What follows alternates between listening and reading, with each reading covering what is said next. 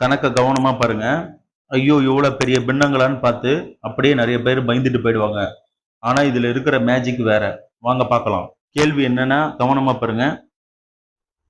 இதோட மதிப்பு ஒரு 4 கொடுத்துருக்காங்க. இந்த மாதிரி பிராக்கெட்டு தொடர்ந்து வந்தா நடுவுல என்னங்க இருக்குன்னு அர்த்தம்? மல்டிப்ளிகேஷன் இருக்குன்னு அர்த்தமா?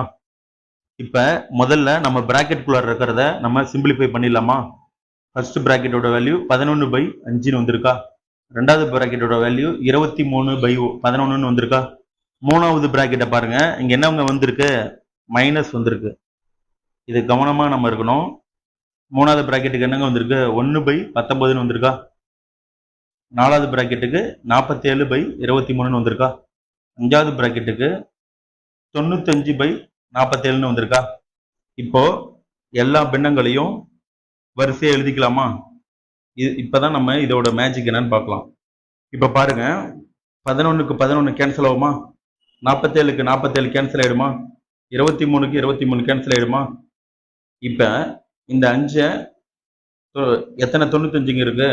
19 95 இருக்கா? இப்ப பாருங்க, 19க்கு 19 கேன்சல் ஆயிடுமா? அப்ப மீதி என்னங்க இருக்கு? மேல ஒன்னே ஒன்று தான் இருக்கு.